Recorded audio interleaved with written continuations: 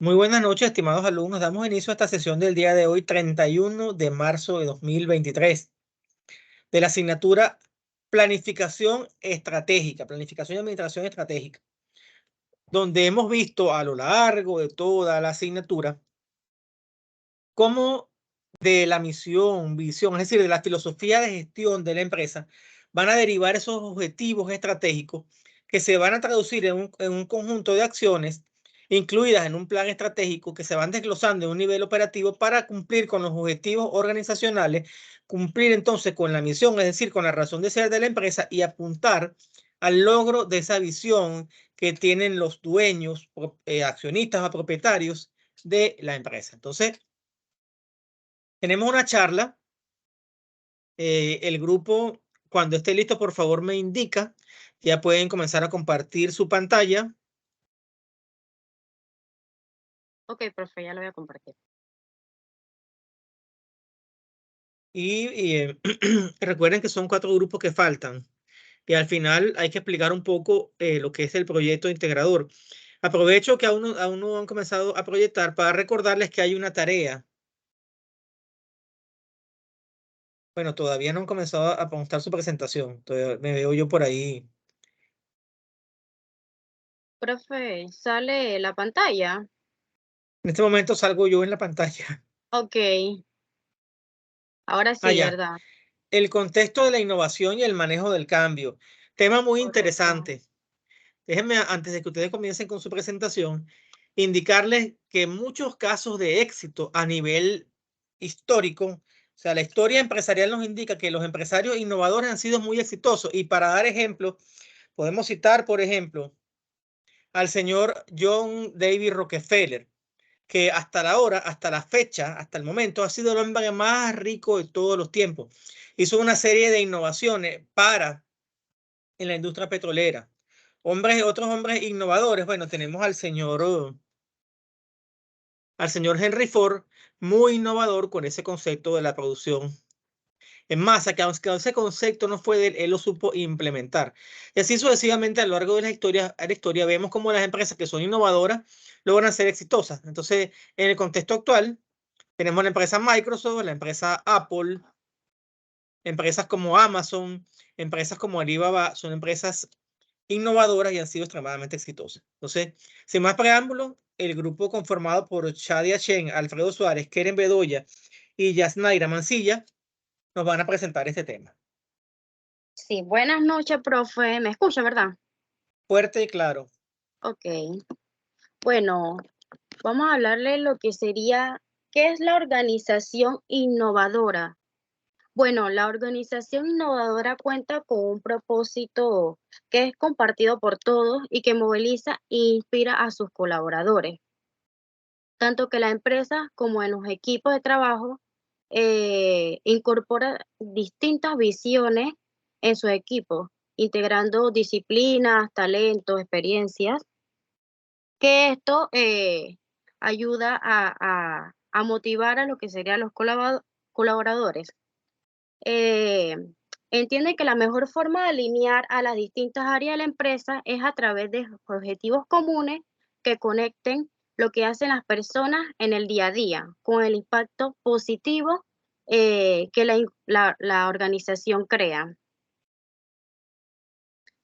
Podemos mencionar aquí algunos de los ejemplos de organizaciones innovadoras, como había dicho el profesor, estaba Amazon, Uber, Facebook y Domino Pizza, que son una de las empresas que son un poco más reconocidas y que son utilizadas por los clientes.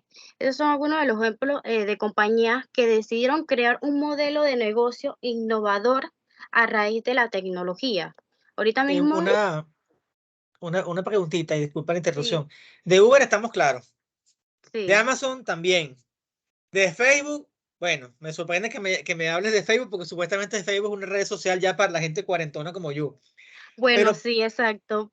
Pero, pero ahora Facebook innovó con lo que sería donde puede poner la página donde se vende cantidad de cosas, que muchas personas ahora utilizan eso, porque yo antes no utilizaba Facebook, pero ahora lo utilizo más desde que se puso esa opción en donde puedo buscar entre camas que recién mucho más baratas, de todo, muebles. Marketplace. Ajá, exacto. Ahora Entonces bien, yo antes no conocía sobre eso. sí, Facebook indiscutiblemente que es una de las redes sociales más poderosas que existen, permitió eh, encontrarnos con nuestras amistades que habíamos perdido. Yo me reencontré en Facebook con amistades del colegio, amistades de la Ajá. universidad. Yo me gradué hace 20 años, o sea que ya ha pasado de la universidad. Pero me llama la Ujú. atención sobre todo Domino's Pizza. Domino's Pizza. Bueno, ¿Por qué Domino's es una empresa innovadora? bueno, bueno, yo buscando me salía que era una empresa ahorita mismo innovadora, porque ellos hicieron lo que sería un ad, como sale en la imagen. Yo, por ejemplo, a mí no me gusta hacer llamadas para solicitar, pedir algo de comida, porque no veo lo que sería el menú. A veces a las personas se le puede olvidar eh, qué hay en el menú, que ellos tienen, qué promociones. Entonces toman ese tiempo de estar llamando. Hay personas que a veces no tienen hasta teléfono de residencia y prefieren, ya que tienen internet y tienen su teléfono móvil, esto sería una opción para las personas, el app, porque dice Domino Pizza que el 60% de las personas ordenan mediante esta aplicación, y además de que uno puede ver cuánto es el total, uno puede ver cuando ya la persona acepta el pedido, uno puede ver en la barrita, las personas que lo han utilizado, puede ver en la barrita cómo va su orden hasta cuando llegue a la residencia. Entonces yo siento que esto es algo como innovador para esta empresa, porque hay otros deliveries que uno pide comida y uno no sabe dónde está, o dónde se encuentra, cuánto demora. Entonces yo siento que fue como algo innovador. Siento que para la juventud que ahorita mismo utiliza más lo que sería tu teléfono móvil. Pero bueno, Ahora, si me permiten hacer otro comentario, sí, claro. las app ya existían desde hace mucho tiempo atrás. Sí, Los teléfonos inteligentes existen desde hace mucho tiempo atrás. El servicio de el delivery existe desde hace mucho tiempo atrás. O como le decían antes, reparto a domicilio. Ahora es delivery, delivery, exacto. delivery. La franquicia Domino existe hace mucho tiempo atrás. Entonces, Sí, nada de lo que estamos hablando son cosas nuevas, sino que la okey, innovación no significa inventar algo nuevo, no necesariamente. Ah, innovador fue okey. Edison. Edison inventó la bombilla eléctrica, ciertamente. Ajá, Edison mató el negocio de los que vendían aceites de petróleo para iluminación con la sí, innovación. Entonces, las innovaciones no son solamente adelantos tecnológicos, es buscar cómo dar una solución diferente a una problemática actual o cómo okey, buscar nuevas herramientas de marketing para acercar y hacer que esa relación entre los consumidores y los clientes sea más cercana y facilitarle la exacto. vida. Entonces, por ejemplo, Ajá. este, ¿qué edad tienes tú? Yo ahorita Tú eres, tengo ve- 23, tú 23 eres tengo, 20, por favor. tú eres veinteañera, yo te llevo 20 años. Sí. Entonces, por ejemplo, los clientes Ujú. como yo somos más de llamar por teléfono. Ah, Pero tú le okey, sí, preguntas a los hijos exacto. míos que tienen 10 y 12 años, conocen más esas aplicaciones que yo. Ellos se meten, piden y buscan, y cuando yo acuerdo estar motorizado aquí afuera, trayendo el pedido, tengo yo que sacar para pagar. Entonces, Exacto. yo soy de otro tipo de cliente que la experiencia de comida no es diferente. O sea, para mí salir no es por la comida solamente, es estar en un lugar diferente, es comer con calma, es comer fuera del contexto de la casa, porque cuando uno está en la casa, pide un delivery. Ajá, sí, te ahorra la gasolina, pero tienes que lavar platos, tienes que esto, tienes que lo otro. Entonces, ya uno busca una experiencia mucho más allá de la comida. Pero la generación de Okey, ustedes sí. busca otras cosas diferentes. ¿Por qué? Y, Okey, y tienen una manera de comunicarse diferente. Nosotros somos más de hablar por teléfono que estar mandando mensajes, pero ustedes son expertos en mandar mensajes de WhatsApp, ¿cierto? exacto. Todo Por es un eso WhatsApp y que todo es una nota de voz. ¿No se han dado cuenta que el teléfono sirve para hablar también? sí, exacto. Sí, y sí tiene toda la razón de lo que dice, y acepto lo que sería su opinión, bueno, porque usted es el que estaba aquí, y es bueno que nos oriente un poco más para que nosotros podamos abrir lo que serían nuestras mentes y saber un poco más del tema, porque a veces uno busca en internet o sale cosas y a veces uno no entiende, pues, y qué bueno que el profesor nos diga un poco más y de su opinión. Ah, muchas gracias por la cuña. Acuérdense de sus comentarios a la hora de hacer la evaluación al final del cuatrimestre, ¿oyeron? Bueno, y como seguíamos, bueno, dejando lo que sería el último ejemplo, ¿cómo administrar la innovación, el caos controlado? Bueno, el caos controlado es una forma de administrar la innovación, que esto implica crear un ambiente en el que se permita la experimentación y el aprendizaje, pero al mismo tiempo que se establezca límites y que se controle el proceso. Es necesario para la innovación, ya que permite la exploración de nuevas ideas y soluciones. Además, el caos controlado es necesario para poder innovar, como lo había dicho anteriormente, innovar, y se refiere a la creación de un ambiente en el que se permita la experimentación y el riesgo, pero dentro de los límites definidos, porque esto, lo que sería una organización, que todos puedan, ¿cómo le digo?, probar nuevas ideas y soluciones sin poner esto en peligro su estabilidad financiera o reputación, que no sea como está en la imagen, que tenga en una empresa lo que sería todo un desorden, todo, no, sus opiniones no cuenten y que ellos se sientan de esa forma, sino que tenerlo controlado. Ahora vendría la compañera Shadia Shem. Si pueden Sí, abrir buenas su, noches. y si pueden abrir su cámara, por favor, sería grato para mí. Profesor, yo puedo abrir mi cámara, pero no está muy buena. Está como nubladita porque se me Ah, mojó el está. celular. Bueno, está bien, se hace el intento. Está bien, no hay problema. Bueno, más allá de la configuración, agrupar y dividir. Sintetizadores. Se ocupan de la dirección, las estrategias son generales, las estructuras son tipos. Matizadores distinguen, las estrategias varían y las organizaciones varían. Este punto tiene que ver con un poquito de lo que es más allá de la configuración, fuerza y formas en la organización efectiva, donde el naturalista inglés Charles Darwin hizo la distinción entre conjuntadores y divisionistas. Conjuntadores categorizan, son sintetizadores dispuestos a la consistencia. Una vez que han clasificado algo dentro de una caja, nada más tienen que ver con ello. Para un conjuntador en la administración, las estrategias son genéricas, las estructuras son tipos, los administradores tienen un estilo XY. Los divisionistas matizan, son los analizadores dispuestos a la distinción. Para ellos en administración, las estrategias, estructuras y estilos varían infinitamente. Ambos son correctos y equivocados, pero claves para una organización efectiva. Es igual que jugar al Lego o crucigrama, porque hay intención de que todos los elementos que se mencionaron se ajusten de formas establecidas para generar imágenes conocidas o para construir nuevas. Ayudan a entender qué es lo que hace efectiva a la organización como lo que las hace problemáticas. Se habla de configuración de las organizaciones, por ello se agregan las fuerzas que se ven como flechas que emanan a partir de cada una de las formas. Y todo esto tiene que ver con la fuerza dentro de una organización.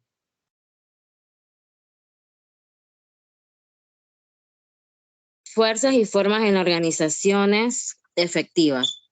Las formas son configuraciones de las organizaciones y en ese capítulo veremos que cada una de las configuraciones o tipos de organizaciones invocan a una fuerza en particular y especial, donde se menciona la dirección, la eficiencia, capacitación, concentración y aprendizaje, en donde la dirección es representada por la forma emprendedora, en algún sentido donde debe ir en la actualidad llamada como visión estratégica o antes como gran estrategia. Para la eficiencia, representada por la forma máquina, para asegurar una razón de beneficios obtenidos a costos incurridos viables, sin interés en la eficiencia, las organizaciones, excepto las más protegidas, vacilarían. Eficiencia significa estandarización y formalización del comportamiento. En la práctica se concentra en la racionalización y la reestructuración, entre otras. Para la destreza, representada por la forma profesional, para efectuar actividades con altos niveles de conocimiento y habilidad. Sin esta, el trabajo difícil de la organización simplemente no se realizaría. Para la concentración y aprendizaje, representada por la forma diversificada, para que las unidades individuales en una organización concentren sus esfuerzos sobre los mercados específicos que tienen que servir. De lo contrario, sería imposible administrarlo. Para la innovación, representada por la forma adocracia, las organizaciones necesitan todo lo anterior, pero también necesitan ser capaces de aprender, descubrir nuevas cosas para sus clientes y para sí mismos, es decir, adaptarse e innovar.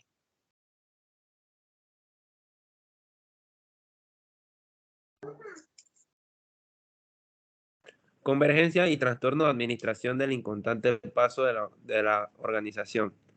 La convergencia y trastorno se realiza en cambios de manera gradual y se persigue en un objetivo determinado. Se trata de una serie de modificaciones que se realizarán poco a poco, pero con el paso del tiempo cambian la organización de una manera completa.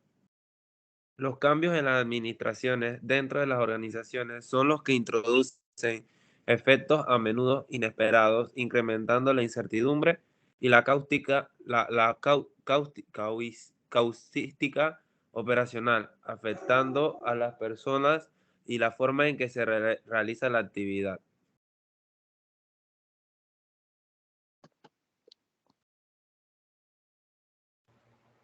Buenas noches, ¿me escuchan? Sí. Fuerte y claro. Sí, lo que pasa es que estoy con la bebé acostadita aquí que se me arrebató en alto y por eso hablo así bajito. Bueno, la respuesta a la crisis por gestión inadecuada de los cambios. Los intentos de producir cambio en las empresas desembocan a menudo en el fracaso. Los errores en estos intentos de gestión del cambio no solamente suponen un gasto económico y personal que no produce ningún tipo de beneficio, sino que también sientan el precedente de un cambio fallido. Esto genera en los trabajadores una predisposición negativa a adoptar cambios. 5 motivos que pueden justificar este fracaso. Tenemos como número 1 la falta de previsión de las necesidades. Esta es una manera de percibir de forma temprana las necesidades de los clientes o trabajadores, estableciendo pues lo que son como canales de comunicación. Esto va a permitir que expresen sus necesidades en el momento en que se presentan y no cuando ya se hayan como alcanzado gran tamaño pues la necesidad. Como número 2 tenemos la estrategia de cambio no es clara o no se produce a la velocidad adecuada.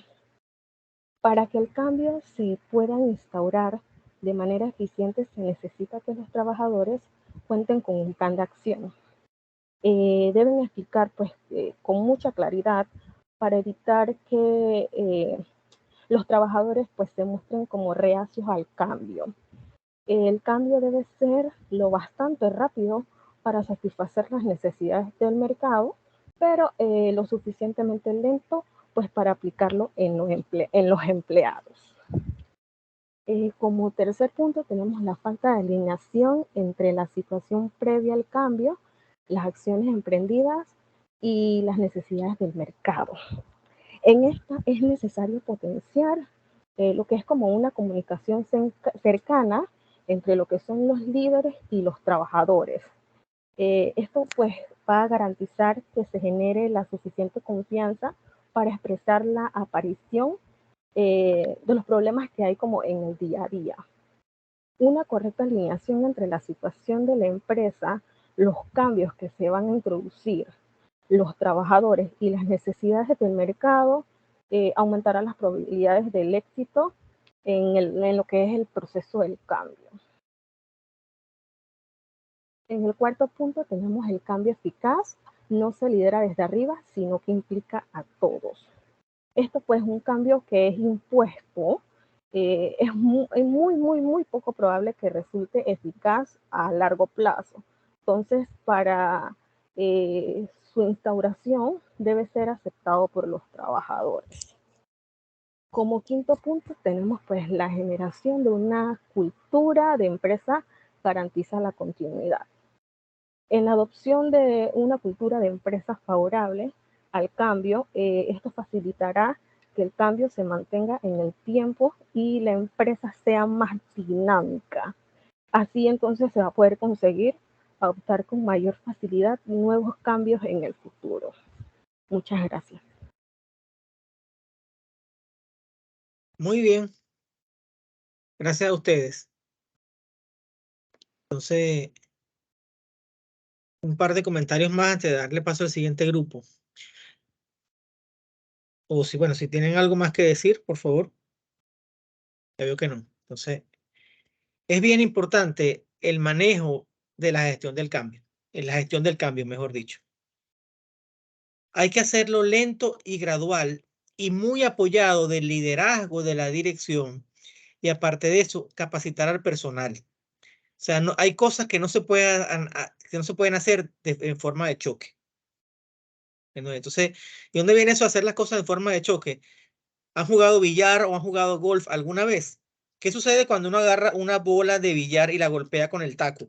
Es un impacto duro y hace que produzca una reacción. Ahora, si yo toco suavecito la bola con el taco, eso es imperceptible el movimiento que va a tener la bola. Entonces, pasa lo mismo cuando usted aplica cambios en la organización.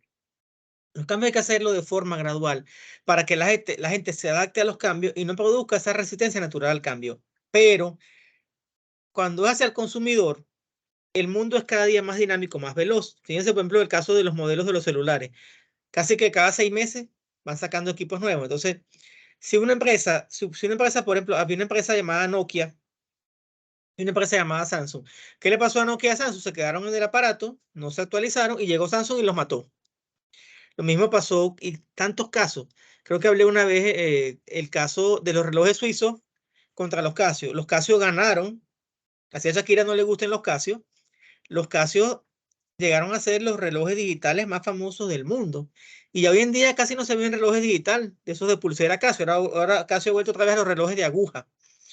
Porque ya el reloj no es digital, no es visto como necesidad que era hace unos años atrás. Ya no tiene un reloj digital en el teléfono. Entonces, ya se ve el reloj más como una prenda de elegancia que como un bien utilitario, como fue cuando se inventó el reloj pulsera. Entonces, eso por una parte. Y con respecto al tema de la innovación, vemos que la innovación es bien importante para la supervivencia de las empresas. ¿Algún comentario, alguna pregunta, alguna inquietud?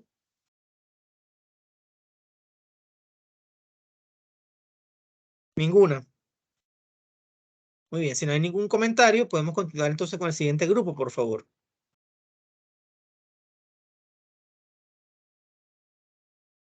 Les recuerdo, por favor, compartir la presentación en el enlace respectivo.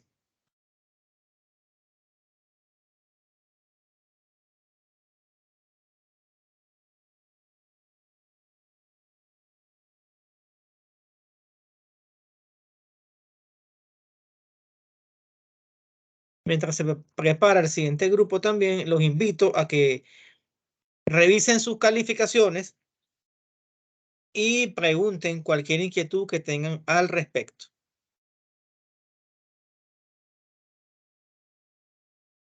Solamente para aclarar, yo no evalúo en la escala del 1 al 100. Por ejemplo, si una actividad tiene un valor de 10, yo evalúo del 1 al 10. Si una persona me quiere preguntar, profesor, ¿por qué tengo 10 nada más? Debería tener 100. No, no, usted tiene 10, es 10 de 10. Si tiene 9, es 9 de 9. Si tiene 8, es 8 de 8. No 8 de 100 ni 9 de 100, por favor. O sea, una persona que de 100 saque 9 salió pésimo, ¿cierto? Sí. Rosa María, tu grupo está completo, por favor. Hoy no, y ustedes creo que presentaron la semana pasada.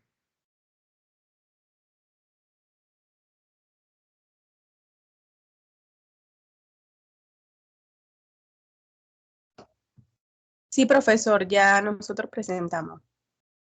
Sí, ciertamente. Bueno, continuamos. ¿Quién más está por allí? Que esté el grupo completo para que puedan presentar. Profe, el grupo 7. Buenas noches. Adelante, adelante, Arrocha, por favor.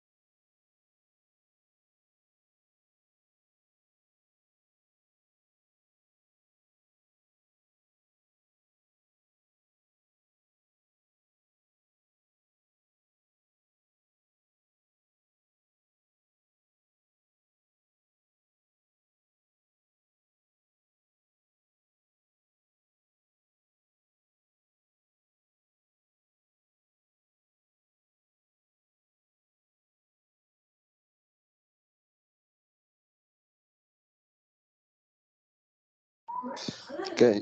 Buenas noches, profesor.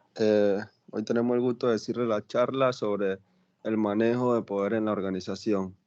El grupo está conformado por Marjorie Aguilar, Fernando Railer, Reiner Aguilar, Gustavo Tobar y mi persona, José Arrocha. Recuerden, estimados, encender la cámara, por favor. Profe, disculpa, mi cámara no sirve. Estoy de mi celular porque la computadora no la tengo. Está bien. Quien la puede encender, la enciende, por favor. Reiner, la que sigue. Ok.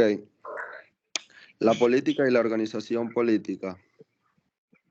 La política aborda la intención de la organización, ya sea gubernamental, empresarial, profesional o voluntaria.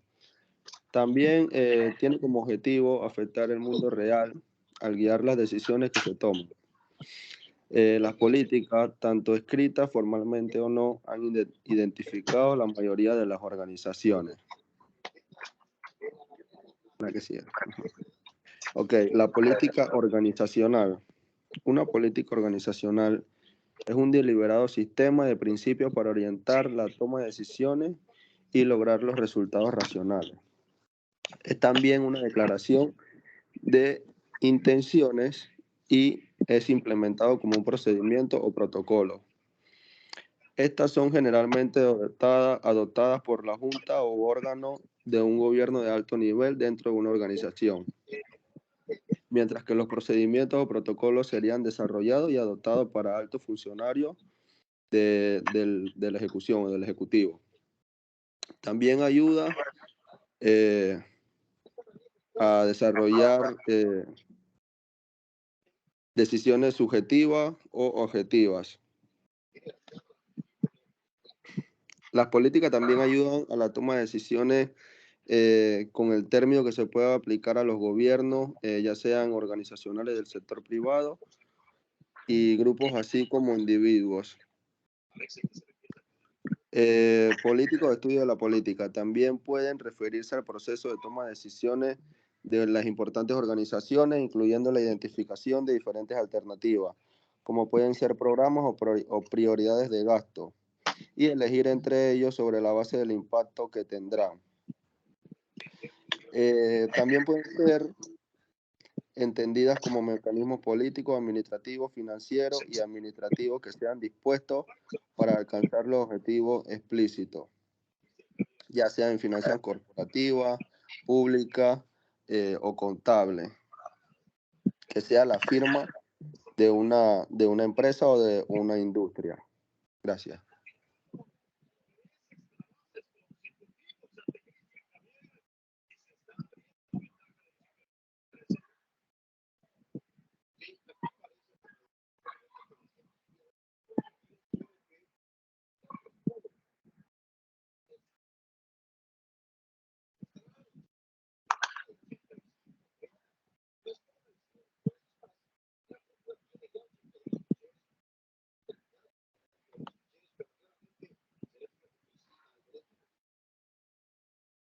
¿Podemos continuar, por favor?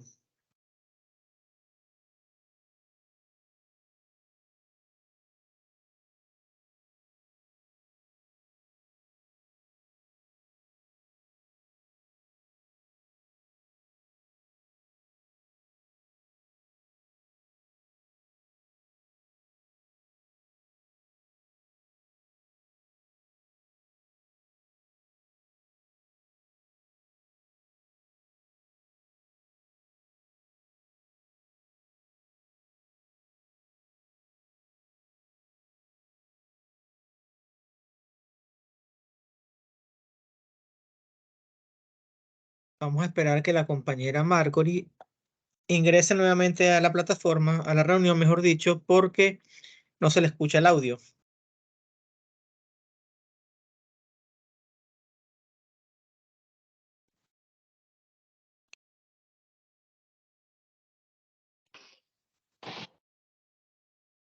Buenas, ¿se me escucha? Fuerte y claro, solamente falta la cámara.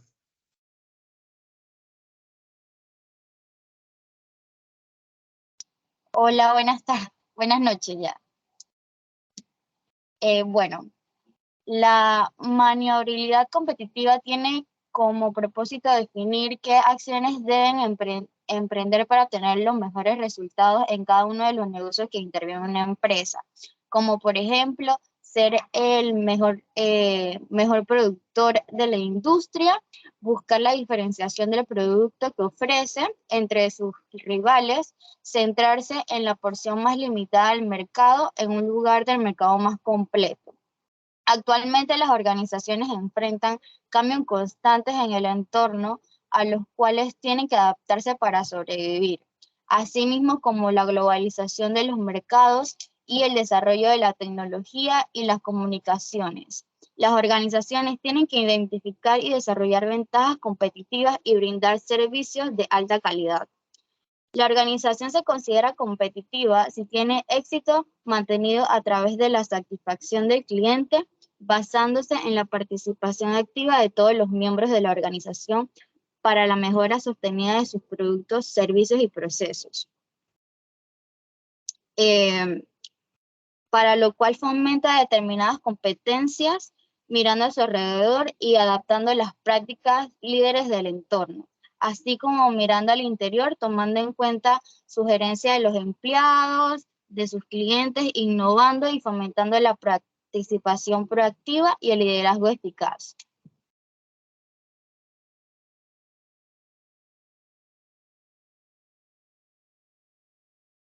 Ya pueden pasar a la siguiente.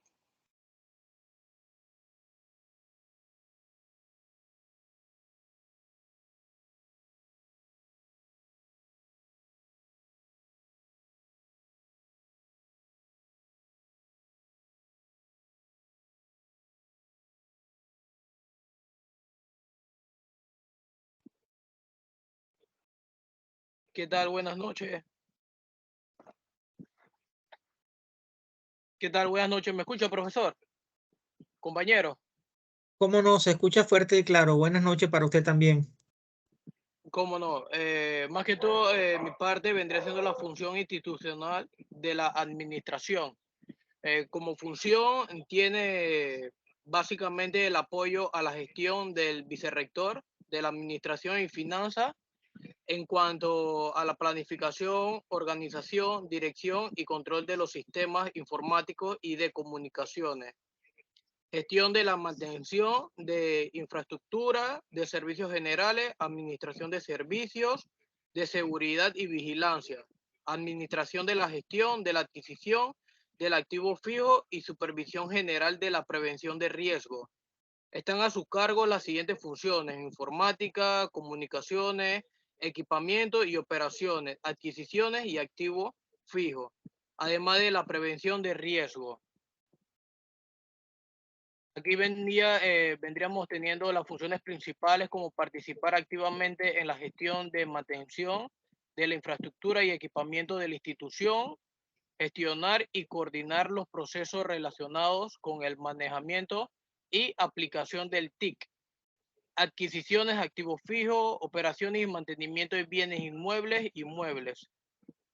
Participar en el comité informativo, apoyar para su fluido y constante funcionamiento. Gestionar la supervisión del proceso de adquisición de la institución. Gestionar la supervisión del plan anual de la operación de la institución. Generar en conjunto con operaciones el plan anual de mantenimiento, reparaciones y conservación de la infraestructura, instalaciones y demás servicios. ¿Quién debe controlar la corporación?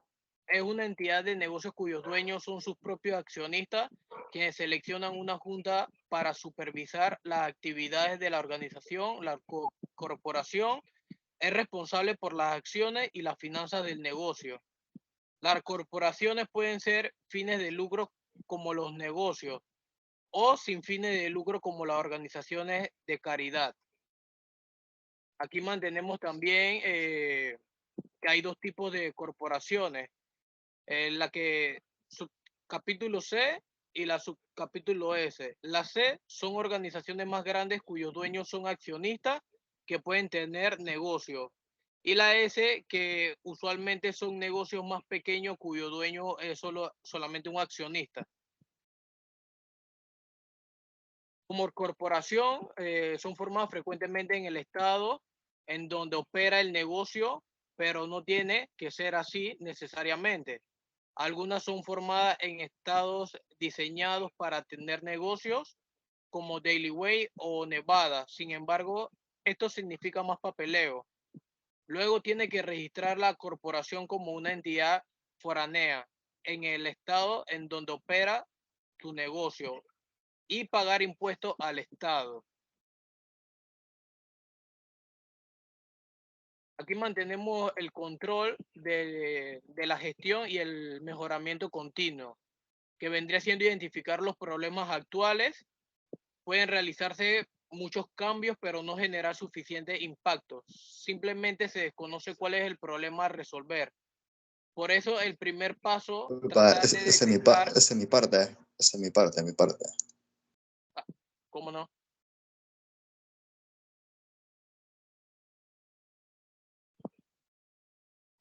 Ok, bueno, yo le voy a hablar sobre el control de gestión y el mejoramiento continuo. Para gestionar el proceso de mejoramiento continuo, se recomienda seguir los siguientes pasos. El primer paso está en identificar los problemas actuales, ya que pueden realizarse en muchos cambios, pero no generan suficiente impacto. Si simplemente se desconoce cuál es el problema en llegar a resolver. Por eso, el primer paso se trata de detectar que está obstruyendo el flujo del trabajo. El segundo paso sería como en el plan de mejora, ya que se trata de que el proceso de diseño del plan para lo que es la mejora continua, la estrategia tiene que estar bien diseñada de manera que no impacte demasiado a otros procesos que están funcionando ya sea correctamente.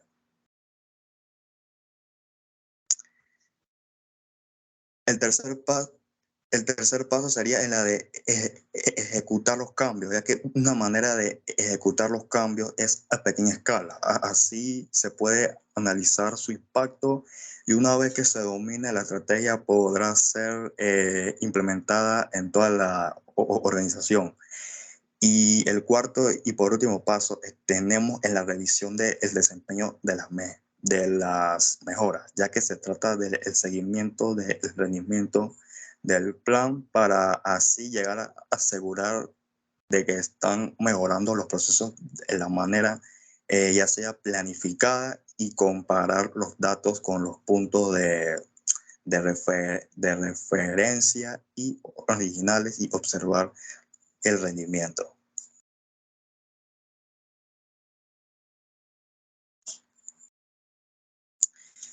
Y uno de los errores al aplicar la gestión de procesos es que los expertos en el proceso están listos para explicar qué hacen y cómo lo hacen. Pero a veces el equipo no toma suficiente tiempo en entregar los detalles necesarios para entender el contexto de la empresa. Y esto es un gravísimo error, ya que todos los trabajadores deben estar en la misma página y colocar sus esfuerzos desde el punto 1. Otro error muy frecuente es cuando no hay consenso en cuanto al objetivo real, ya que las partes interesadas pueden estar confundidas en cuanto a los objetivos, ya que al comenzar a cuestionar decisiones anteriores o preguntar si el esfuerzo es incluso una buena idea.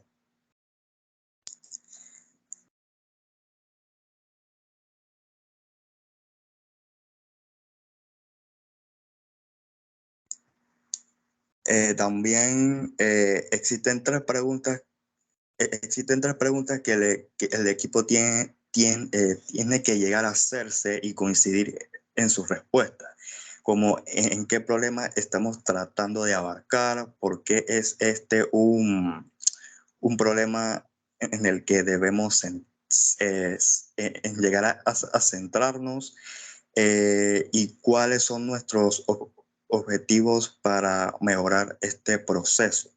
Y por último, un error muy frecuente es en la de no tomar acción, ya que es un buen trabajo de proceso que requiere una importante inversión de tiempo y esfuerzo. Y lo peor que puede pasar es descuidar los resultados, ya que los esfuerzos de mejora de procesos están bien diseñados para terminar con un conjunto de acciones, ya sean sugeridas y otro grupo que es responsable de en llegar a implementar esos cambios, ya que los desafíos surgen cuando no hay una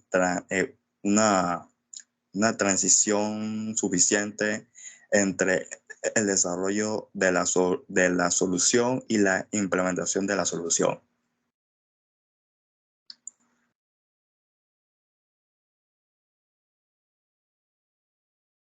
Siguiente diapositiva.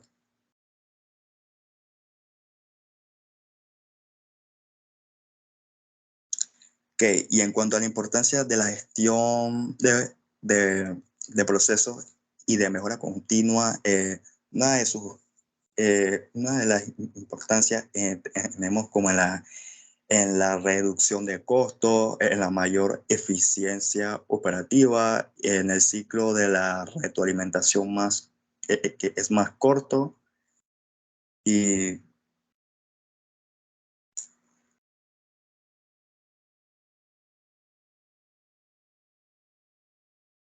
también en el aumento de la satisfacción del cliente, también en que los productos finales de mejor calidad, mejor intercambio de conocimientos y aprendizaje organizacional, mejor intercambio de también tenemos menos desperdicio en cuanto al tiempo, recursos y el dinero, y aumento de la calidad del producto y servicio. Gracias.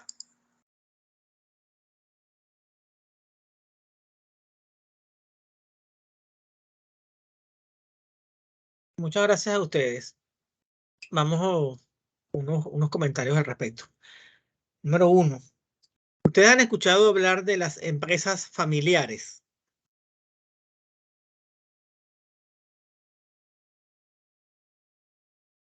¿Sí o no han escuchado hablar de empresas familiares? Sí, claro, como no, profesor. Hay incluso empresas, digamos que muy grandes y empresas, hasta microempresas, que escuchamos que son familiares, ¿no? Exactamente. Entonces, cuando se habla de una empresa familiar es porque son empresas donde el peso de la familia, de los dueños, pues es muy grande. Entonces, ¿qué sucede? Generalmente muchas empresas nacen siendo empresas familiares, son empresas pequeñas, son microempresas, después se vuelven pequeñas y medianas empresas hasta que llegan a ser grandes empresas. Pero hay una gran diferencia entre una empresa grande y una gran empresa, que aunque nos dice la propiedad distributiva, perdón, la propiedad conmutativa de la suma, que el orden de los factores no altera el producto, o que el orden de los sumandos no altera la suma, no es lo mismo ni se escribe igual. Porque una empresa grande puede ser grande porque tenga un volumen de facturación grande, porque tenga un dominio de mercado, porque tenga una amplia base de datos de clientes. Pero cuando hablamos de una gran empresa, es porque no solamente tiene esas características que estoy diciendo, sino que ya empieza a gestionarse de una manera diferente y rompe el paradigma de empresa familiar. Entonces, yo he trabajado en varias empresas familiares. Entonces, por eso les puedo hablar con propiedad de ese asunto. Entonces, hay empresas familiares que tienen 2.500 trabajadores. Pero ¿qué sucede? Que los dueños algunas veces de las empresas no entienden que ellos no pueden ser un pulpo que atienda todas las cosas a la vez.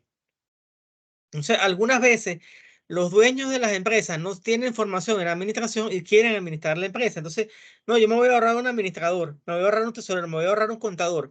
Y resulta que por no ejecutar bien esos procesos, tienes que tener a un profesional bien formado para eso, se cometen errores. Entonces, por ejemplo, también se considera que una empresa es familiar cuando las decisiones se toman usando la regla del dedo gordo. ¿Saben cuál es la regla del dedo gordo?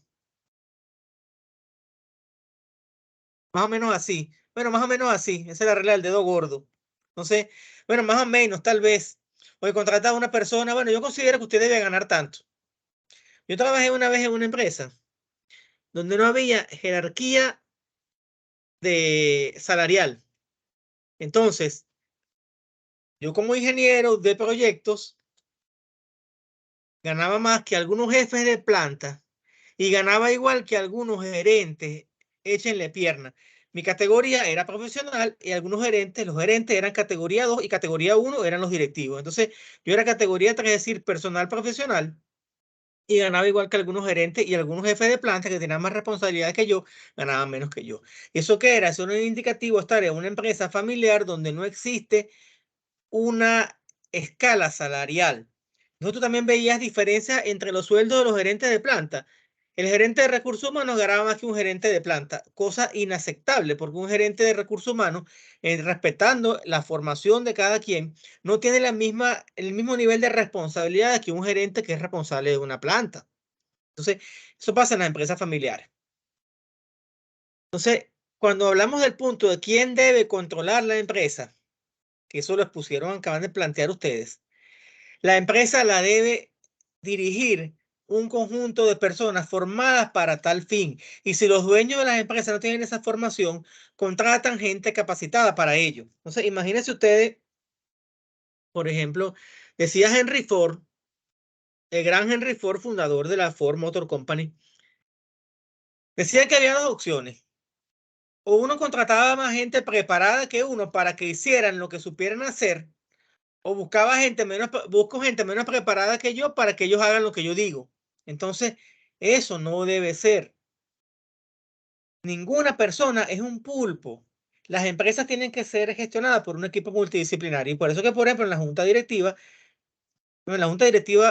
se trata de que tengan directores de diversas áreas. Por ejemplo, el director de finanzas, el director de recursos humanos, el director de producción, y así sucesivamente, para que entre todos tengan esa visión general de la empresa y le puedan compartir esa visión general al gerente general, director, CEO o presidente de la empresa.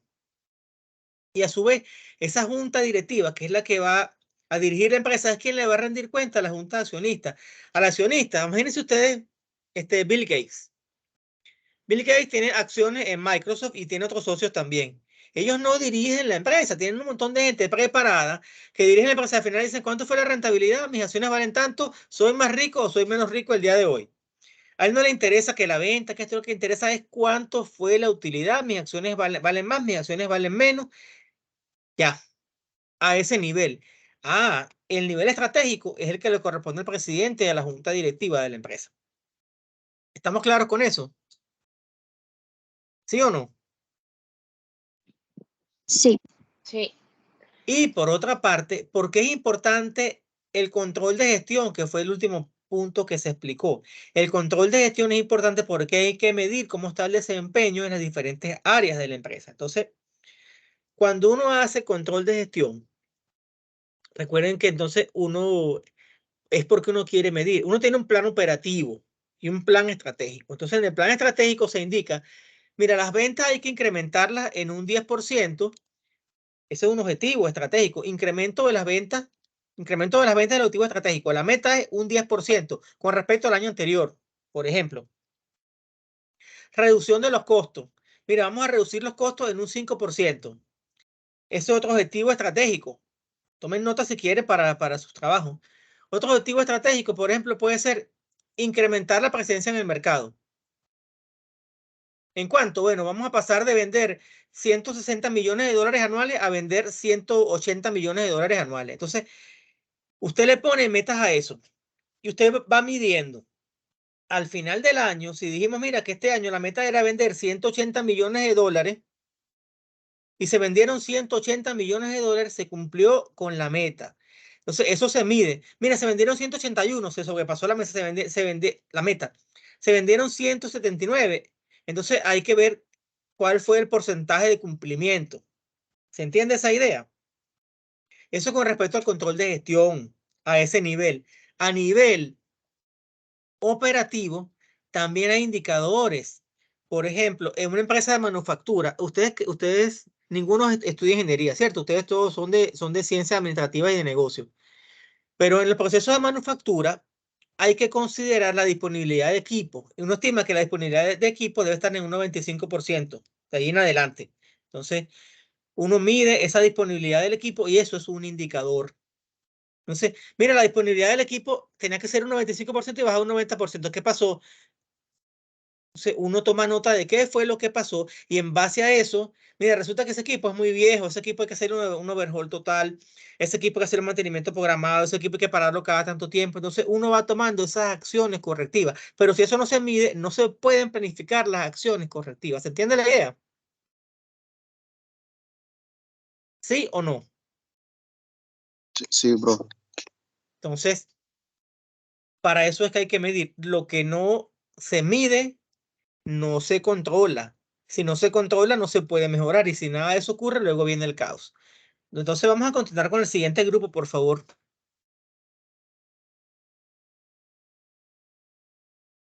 Perfecto, profesor. Continúa mi grupo entonces. Permítame un segundito y para compartirle entonces la presentación. ¿Cómo no?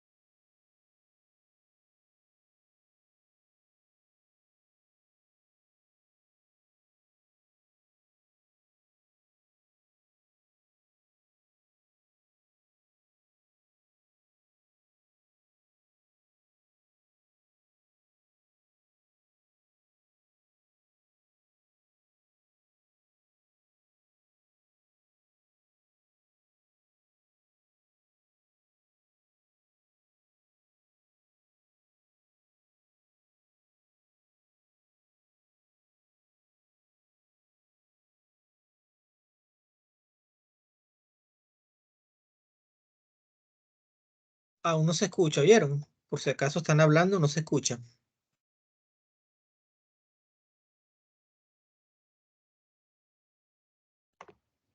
Y si está a su alcance, jóvenes, enciendan la profesor, cámara, por favor.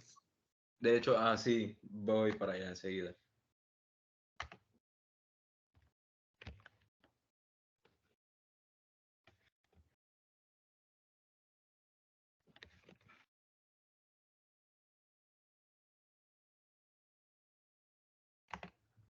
Bien, muy buenas noches, profesor y compañeros. Hoy nosotros vamos a hablar sobre el contexto Maduro. El grupo está conformado por mi persona, Eduardo Juárez, David Rangel, Neilín Valeta y Diana Marín.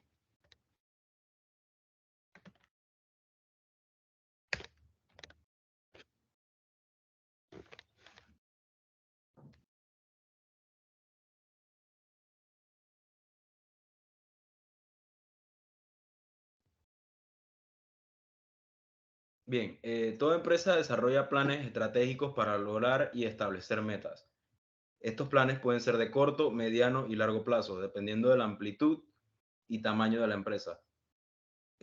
Su tamaño es muy importante ya que implica la cantidad de planes y actividades que debe realizar cada unidad operativa, ya sea de nivel superior o inferior.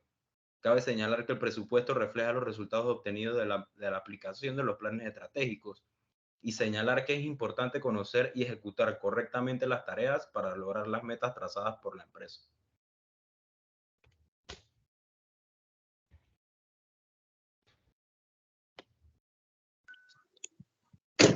La organización máquina. Son empresas que emplean la fabricación en serie, trabajo repetitivo, tareas sencillas y procedimientos muy formales, lo que deja poco margen de actuación a trabajadores y supervisores. El entorno competitivo donde surgieron estas empresas y donde aún muchas de ellas desarrollan su trabajo es sencillo y estable, con pocos cambios respecto a lo previsto y donde los conocimientos son necesarios para el desempeño del trabajo, son reducidos. Quítame eso ahí, brother, por favor.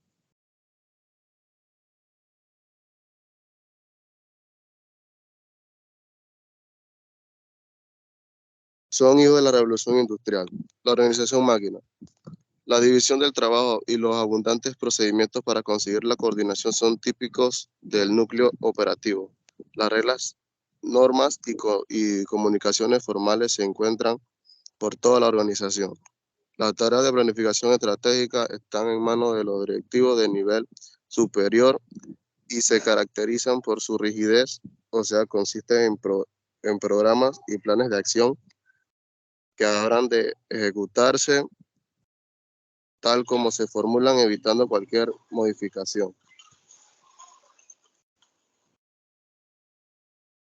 Siguiente. Implementación del modelo. Permite una mayor racionalidad en el trabajo, lo que hace que el desempeño de las tareas sea más eficaz. El modelo también permite efectuar controles y una adecuada evaluación. En cambio, no es adecuado para entornos dinámicos y complejos debido a la flexibilidad necesaria en ellas. Flexibilidad de la que adolece el modelo burocrático maquinal, que presenta gran resistencia al cambio y emplea patrones de actuación muy rígidos. Gracias.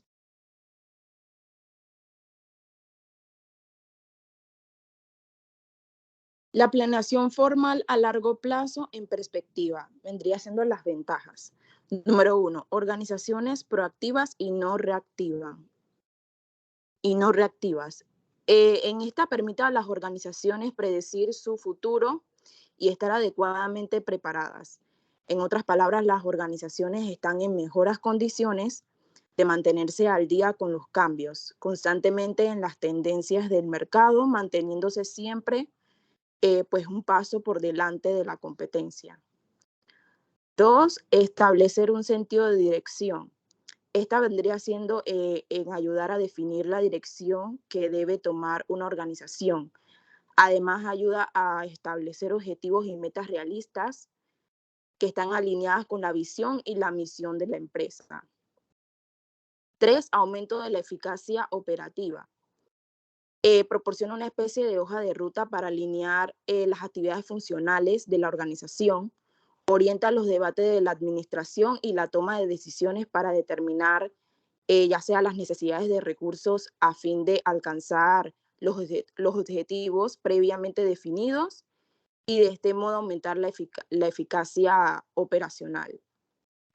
4. Aumentar la cuota de mercado y la rentabilidad. Esta tiene un enfoque bien orientado y estructurado para transformar todos los esfuerzos y ventas y marketing en los mejores resultados posibles. Puede ayudar en gran medida a aumentar la rentabilidad y la cuota de mercado. Y 5, mayor durabilidad empresarial.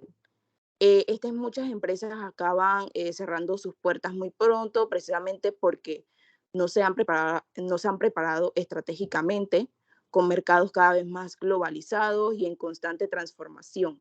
Las organizaciones que no tienen una base sólida, enfoque y pronóstico tendrán dificultades en el medio del camino y pueden cerrar sus actividades mucho antes de lo que se podría pensar.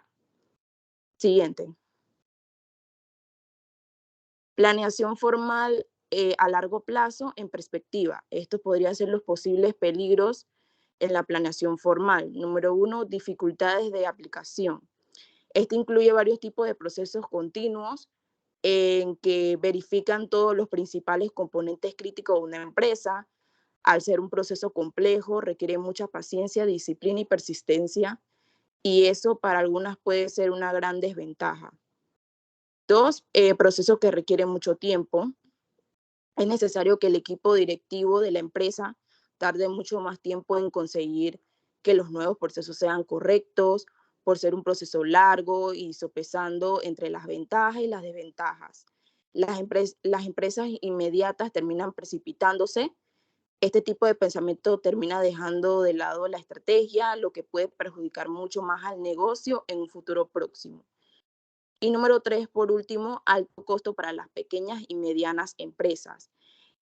Para un buen plan puede ser costoso para las pequeñas y medianas empresas o para las que están empezando ahora. Esto debe a que se necesitan muchos esfuerzos adicionales, por ejemplo, analizar los ambientes interiores y exteriores. Y se necesitan algunas herramientas específicas para implementar, por consecuencia, la posible contratación de personal competente. Gracias.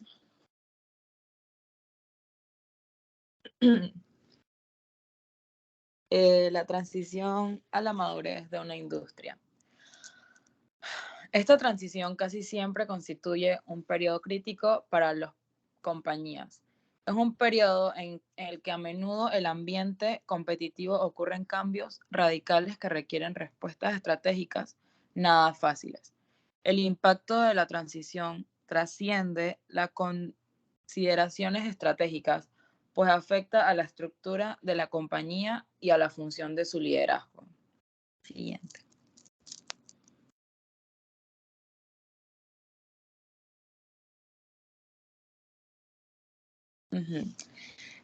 Cambios de la industria durante la transición. Un crecimiento más lento significa mayor competencia por la participación en el mercado. Cuando las compañías no logran ya mantener las tasas históricas de crecimiento con solo conservar su participación, la tensión competitiva dirige entonces hacia el interior y ataca a las participaciones de otros. Durante la transición a la madurez suele estallar guerras de precios, de servicios y de promoción. Ya.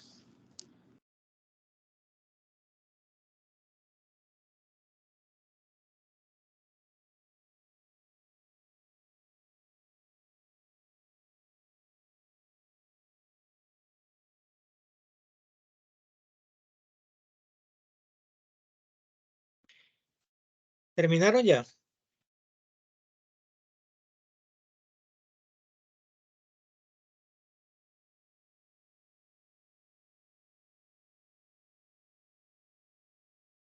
No sé si Juárez está hablando, pero no se le escucha. Tiene el micrófono apagado.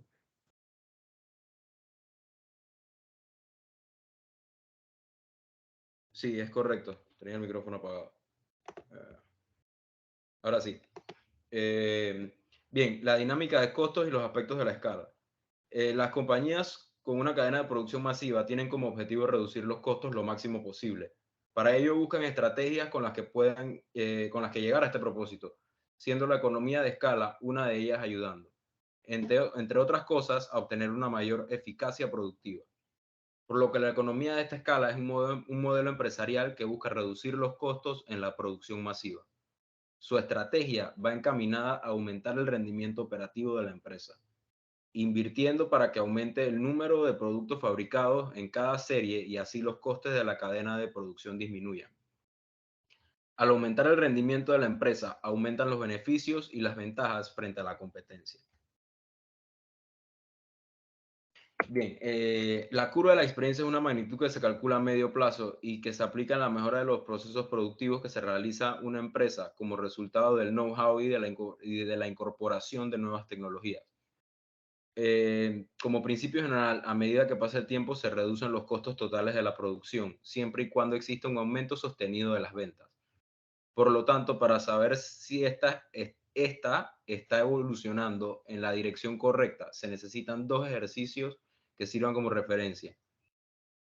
Esta variable sirve para calcular la competitividad de la empresa y realizar un análisis de costes con garantías de éxito. Se parte de la base en que un aumento de ventas sostenido en el tiempo supone una mejora de tecnología, pero también en el know-how, tanto en la gerencia como en los trabajadores que ganan experiencia. Bien, la conclusión. La gerencia pasa la mayor parte de su tiempo resolviendo crisis. El trabajo del manager es poner un poco de orden y sentido al desorden de la vida cotidiana. Al contexto maduro se comprendió cómo existen empresas que trabajan con procesos ya estandarizados debido a la gran experiencia y también podemos concluir que ocurren incertidumbres o incidencias y que hay que cambiar para estar actualizados. Muchas gracias, profesor y compañeros. A ustedes, jóvenes. Un par de comentarios aquí con respecto a su presentación. Si bien es cierto que a veces los procesos de planificación pueden ser costosos para las empresas, hay que mirar eso como una inversión. Entonces, tener gente preparada para dirigir la empresa debe ser entendido como una inversión, no debe ser entendido como un costo. Empezando por allí. Sí. Digamos que si un Estado tiene vocación de apoyar a la pequeña y mediana empresa, es cuando deben instituciones como el INAPYME o INAPYME deben apoyar a esos empresarios, sobre todo con planes y recursos de capacitación, entendiendo que esos recursos pueden ser costosos para ese tipo de pequeñas y medianas empresas. Eso por una parte. Con respecto a lo que es la dinámica de los costos, es cierto que se trata de encontrar unos tamaños de lote óptimos para optimizar el uso de los recursos de la empresa y por ende, como usted es líder en costos y el precio del mercado está establecido, si usted es líder en costos, usted va a obtener un margen de ganancia mayor y ese margen de ganancia mayor le va a permitir ingresar o en estas unidades de negocio o ingresar en otros mercados o lanzar otros productos para ir captando otros nichos de mercado donde usted de repente pueda atender necesidades insatisfechas. ¿Alguna pregunta, alguna inquietud, algún comentario, por favor? Si no hay ninguno, entonces podemos continuar con el siguiente grupo, que es el grupo del pensamiento estratégico.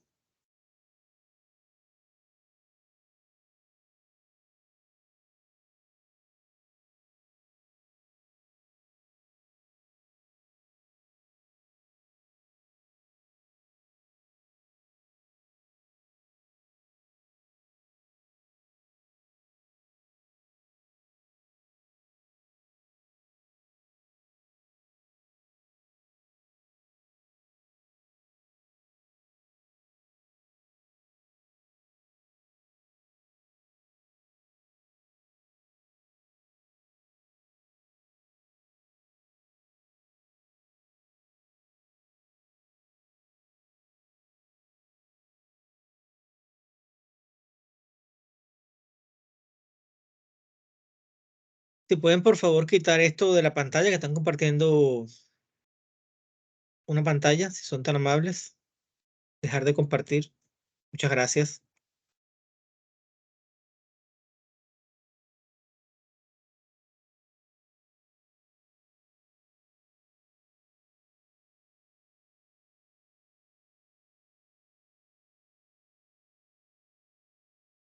Falta un grupo todavía, según lo que tengo yo acá en mi control. ¿Está Sí, ese grupo profe, el grupo presente? 8. Sí, dame un Perfecto. segundito. Sí, profe, aquí estoy presente.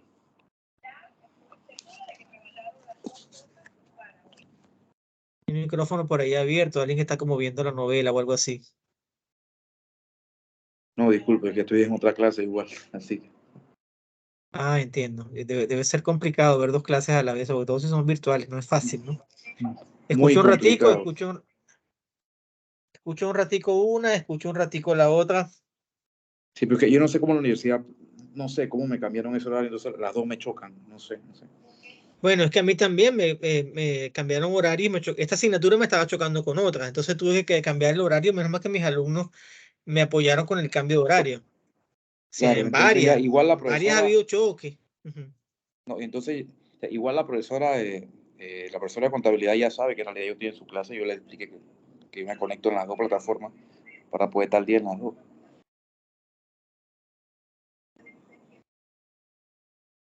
Bueno, esperemos que para el próximo cuatrimestre no pasen estas cosas, porque Claro. sí. Pero digo, ya es mucho Bueno, más fácil que sea, o sea, que sea virtual porque uno se puede conectar, pero si hubiera sido presencial las dos, wow, hubiera sido bastante difícil. sí, los entiendo y trato de apoyarlos en todo lo que puedo. Aparte que entiendo que ver una clase un viernes, pues a esta hora como que agotador.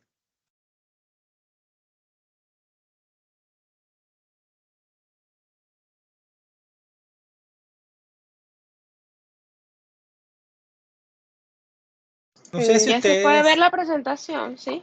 sí. No sé si antes de que Sí, comiencen, correcto. no sé si ustedes se han dado cuenta de que en toda esta asignatura se va siguiendo un hilo conductor, de tal manera que desde el tema 1 hasta el último tema, todos esos temas se van interconectando. ¿No se han dado cuenta de eso? Es que hemos hablado de la estrategia y de la importancia de la estrategia y por qué es importante planificar el cambio, la innovación. No sé si han captado, esa es la esencia de esta asignatura, ver que todos esos contenidos se van conectando y al final, cuando uno sabe de planificación estratégica, lo que adquiere son una serie de competencias para diseñar e implementar un plan estratégico, diseñar e implementar un plan operativo, y eso implica la medición. Eso implica también convencer a la gente de que hay que aplicar ese plan, y para eso uno debe hacer uso de sus dotes de liderazgo, de estratega. No sé si logran ver ese hilo conductor que se ha seguido en la asignatura o que se ha tratado pues de seguir en esta asignatura.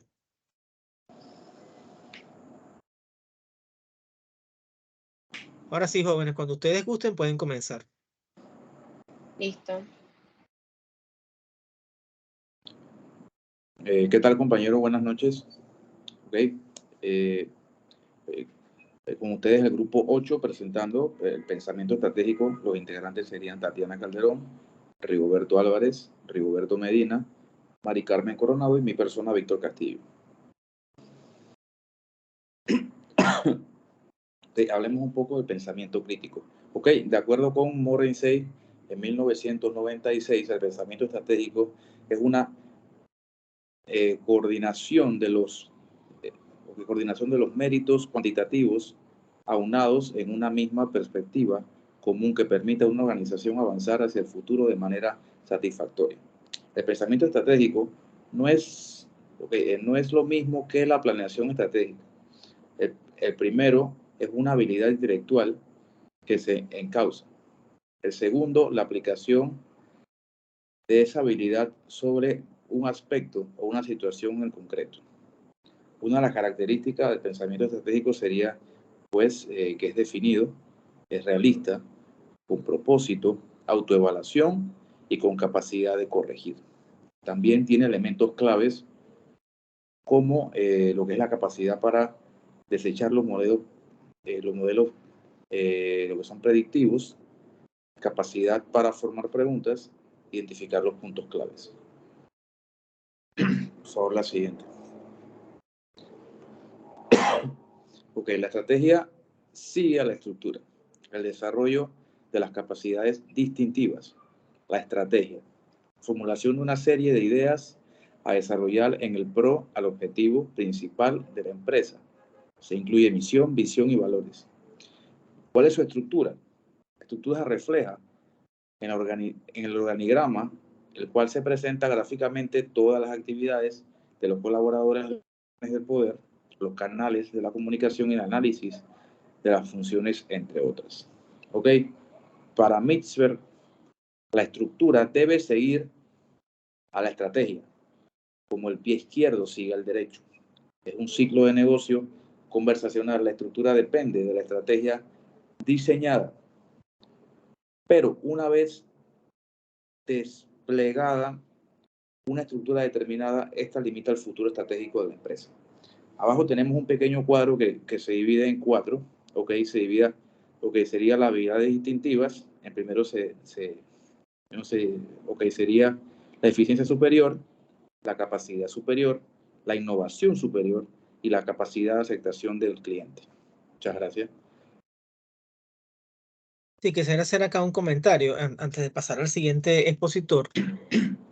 Es que eso de que la estrategia está relacionada con la estructura y uno lo ve en el organigrama de la empresa. Por ejemplo, en un ejército, en las organizaciones militares, en las Fuerzas Armadas, hay una estrategia. En tiempos de guerra, hay una estrategia. ¿Cuál es la estrategia? La estrategia es ganar la guerra. Entonces, por eso es que los ejércitos, las Fuerzas Armadas, la Marina en general, están organizadas de forma piramidal.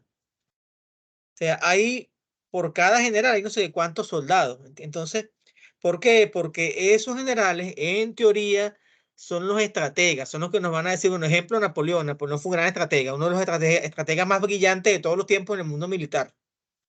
Entonces, esas características donde la obediencia es importante, implica que es un organigrama totalmente piramidal.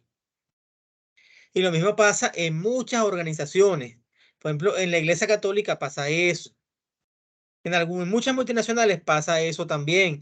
Y después hay empresas que son más planas, que son matriciales, donde puede haber interacción entre los diferentes actores que la conforman.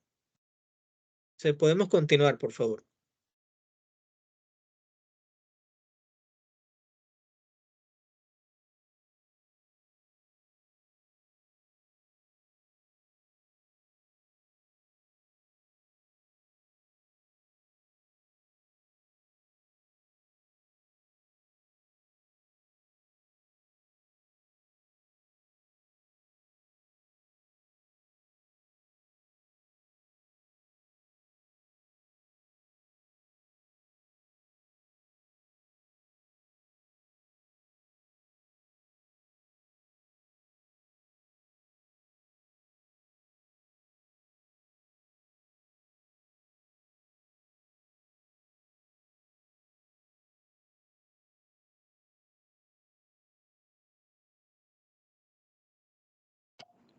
Bueno, no sé qué le pasará al compañero, voy a seguir yo. Ok, acción empresarial. Acción empresarial es una organización sin fines de lucro que surge del sector empresarial chileno con el fin de promover la responsabilidad social empresarial, en sus siglas RSE, entre las empresas que operan en el país. Es una organización que nace del sector empresarial para promover las buenas prácticas de la materia de la responsabilidad social empresarial. Desde su inicio ha contado con el respaldo de las compañías líderes en Chile en la materia de RSE, quienes impulsan las actividades que realiza la organización. Acción Empresarial tiene como principal actividad promover buenas prácticas de responsabilidad social en las empresas a través del aprendizaje de las iniciativas impulsadas por compañías en distintas partes del mundo, en intercambio de experiencias entre las propias empresas y actividades de desarrollo, promoción e investigación. Sí, solamente un comentario acá. Claro. Acción Empresarial es una empresa chilena. Entonces, número uno, eso no era lo que había que incluir acá. La acción empresarial son un conjunto de actividades o acciones que realizan unas empresas en general. Acción empresarial es un ejemplo de una organización chilena. Entonces, primero, cuando vayan a investigar, tienen que tener mucho cuidado con las cosas de Internet, porque si copian lo primero que se consiguen, pueden pasar cosas como esta. Esto está fuera de contexto y no es lo que se preguntó allí en este punto en particular. Entonces, mucho cuidado. A estas alturas del partido hay que tener capacidad para ser crítico y saber discriminar la información que es pertinente y la que no. Yo apenas comencé a leer la diapositiva me di cuenta que esto no es pertinente con lo que se preguntó. De manera que como aprendizaje o corolario, mucho cuidado con las fuentes cuando usan fuentes de Internet, porque hay mucha información buena y mucha información que es inadecuada y que no es lo que usted está buscando. Podemos continuar, por favor. Ok, el empresario del nuevo siglo. El ambiente competitivo está cambiando al ritmo muy acelerado. Algunas nuevas iniciativas estratégicas se han convertido en tareas esenciales para desarrollar las ventajas competidoras. La eficiencia con las personas que trabajan en conjunto para el logro de un objetivo en común depende primordialmente de la capacidad de quienes dirijan la empresa. El avance tecnológico y el desarrollo del conocimiento no constituyen por sí solos elementos clave para el éxito, sino que se combinan para aceptar gerencia que combinen la aplicación con los materiales y el talento humano del que se dispone. Detente un momento allí, que en esos párrafos hay unas ideas muy buenas y vamos a comentarlo acá con el resto acá de la audiencia. Sí, es cierto, la capacidad innovadora es muy importante, los avances tecnológicos, el desarrollo del conocimiento, son elementos importantes para el éxito empresarial, pero si esas herramientas, esos dotes, esos dones, no los sabemos aplicar porque no tenemos una gerencia preparada para tal fin, una gerencia que sepa sacar el mejor provecho de los recursos que tiene, bien sea recursos humanos, recursos materiales o bienes de capital. Entonces, si la gerencia no logra ser ese elemento articulador de todas esas características, de todas esas capacidades, no se logran los objetivos comunes. Entonces, fíjense una cosa. De acuerdo con la teoría del profesor Adam Smith, que en paz descanse, que fue un economista considerado por muchos el padre del capitalismo moderno, un economista británico que escribió un libro llamado La riqueza de las naciones. Adam Smith en ese libro decía, tal vez las ideas no eran de él, pero él las plasmó, las dejó escritas, que los factores de producción son tres. El capital, entendiendo con capital a los bienes de capital, a las maquinarias, al dinero, a la infraestructura, tierra o materias primas e insumos y trabajo, el trabajo de la mano de obra. Entonces, eso de acuerdo con Adam Smith son los tres factores de producción. Los economistas más modernos dicen que el cuarto factor de producción es una gerencia comprometida, una gerencia adecuada. Y el trabajo de esa gerencia adecuada es saber conjugar esos tres factores de producción de Adam Smith para lograr el cumplimiento o para lograr, mejor dicho, y cumplir con los objetivos empresariales. Y esa gerencia, eso implica preparar al personal para los cambios, preparar al personal para las innovaciones, a ese caos controlado.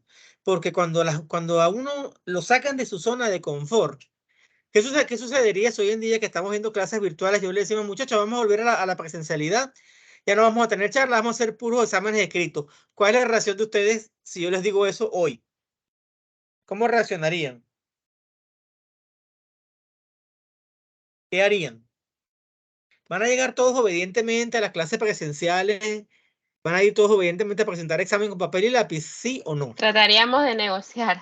Ah, tratan de negociar. Claro, entonces, por eso es que es importante ser diplomático y ser político e irlos llevando poco a poco a lo que se quiere.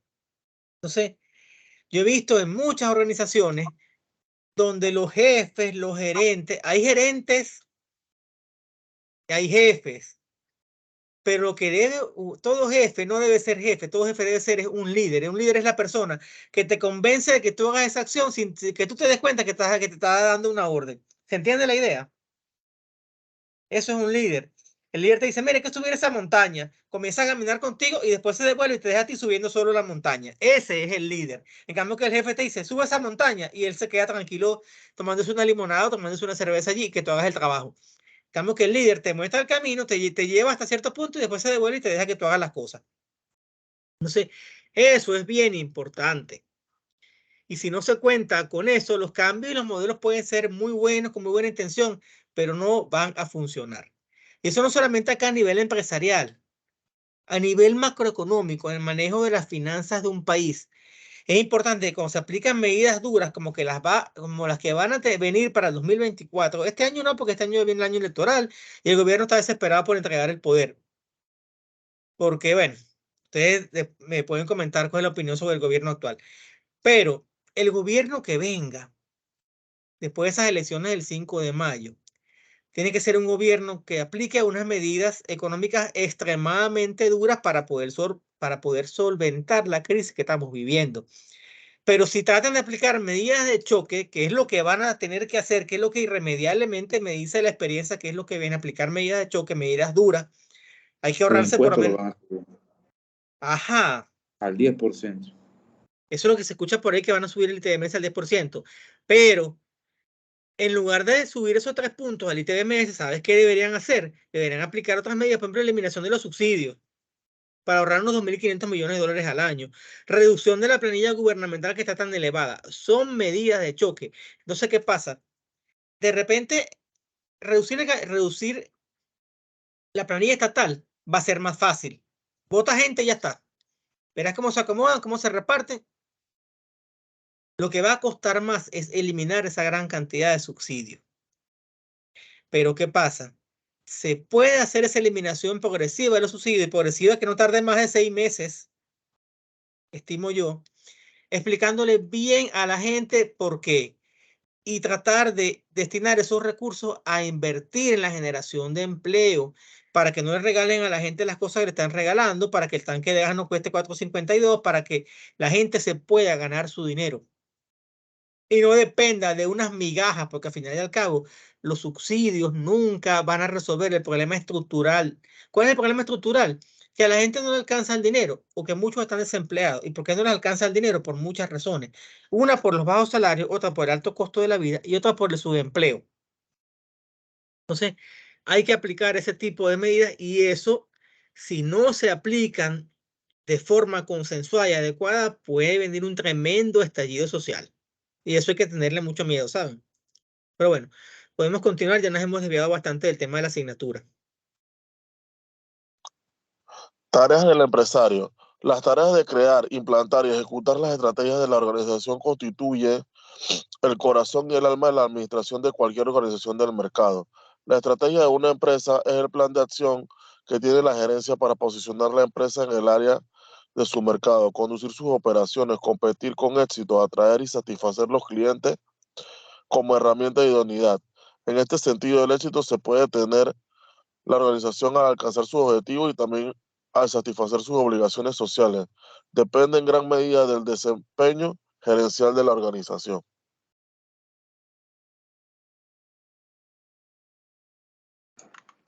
Bueno, profesor, yo le voy a hablar aquí, hacer un comparativo de más que nada las funciones o los pensamientos que mantiene un gerente versus un empresario. Como usted ya mencionó, dentro de las empresas es importante tener más que un jefe, un buen líder que nos ayude con las tareas y las asignaciones que tenga la empresa, ¿no? Y las metas, sobre todo.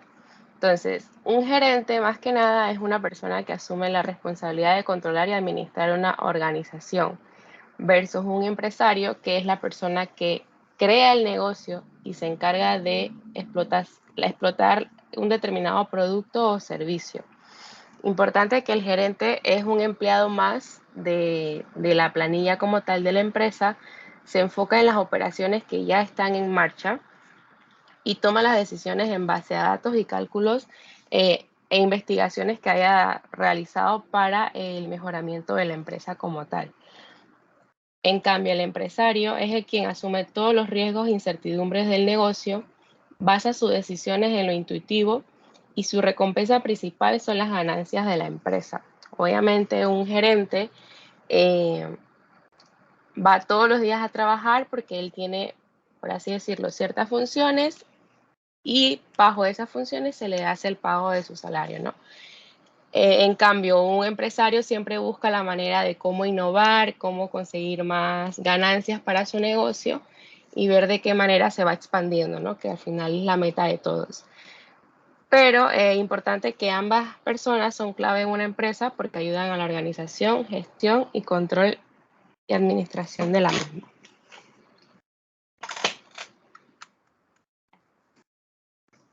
Muy bien. ¿Puedes devolverte a la diapositiva anterior, por favor? Ahora una pregunta. ¿El gerente puede ser empresario y el empresario puede ser gerente? Sí, bueno, el empresario sí puede ser gerente porque hay muchos dueños de empresa que ocupan cargos dentro de su empresa como el gerente financiero o el gerente de administración, dependiendo, porque hay muchos empresarios que antes de tomar el riesgo de aventurarse a abrir un negocio, algunos, no todos, hayan estudiado algún tipo de carrera además y ya tengan como una afinidad o una inclinación por cierto sector dentro de su empresa. En el caso del gerente, hay muchos gerentes que, como bien dije, también se aventuran en base a su experiencia, ¿no? Entonces, ambos, va a depender mucho del tipo de persona y lo que haya hecho en su momento en su vida laboral. Exactamente, muy bien. Un gerente es una persona no solamente que ocupe la posición de gerente, es una persona, un individuo que tiene esas competencias y ese perfil para responder a los desafíos y a los retos que tiene la posición gerencial. Eso es un gerente. Un gerente, cuando llega a cierto nivel de desarrollo, puede convertirse en empresario y hay muchos casos de éxito al respecto. Son muchísimos. Un empresario, cuando se prepara bien, puede ser un excelente gerente o sencillamente un empresario puede ser una persona que tenga esas ideas, esas visiones y se busca a un grupo de profesionales bien capacitados para poner en práctica su idea. De repente puede ser también una persona que entienda sus limitaciones, pero que tenga ideas muy buenas y busca a otros que le ayuden a ejecutar esas ideas, pero él pone el capital y como dice acá, su principal recompensa son las ganancias de la empresa. Sí. Exacto. Necesitamos gerentes. Pregunto ahora, ¿consideran ustedes que en el Estado tenemos buenos gerentes actualmente? No. Para nada. ¿Por qué consideran que no tenemos buenos gerentes actualmente? ¿Habla del gobierno o de las empresas? Bueno, cuando hablamos del Estado, recuerden que el Ok, ya. Estado es la estructura de poder. Y cuando hablamos de gobierno, son las personas que ejercen el poder. Entonces, actualmente el Estado es administrado por gerentes o no. ¿Qué consideran ustedes? ¿Qué opinan? No, y le voy a citar un año que usted se debe de acordar. 2014, cuando ganó el presidente Juan Carlos. No, en el 2014, no, miento, en 2009, si no me equivoco. 2009 ganó el Correcto. presidente, el expresidente Martinelli. Bueno, ahí nombraron a muchas personas que después tuvieron que darles cursos de administración pública, o sea, que no sabían prácticamente. Y casualmente uno de ellos, que sale la noticia en estos días que está preso, que todos sabemos quién es. Entonces, eso es lo que pasa, que son puestos que en realidad son como de a dedo. Y bueno, nada más siéntate ahí y cumple el puesto. En cambio, hay otros puestos que sí son analizados, como la Contraloría. Ahí no entra cualquiera.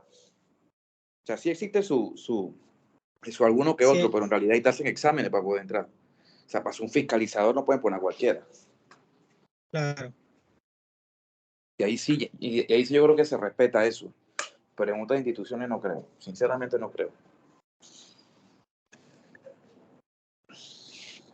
Y es triste saberlo también.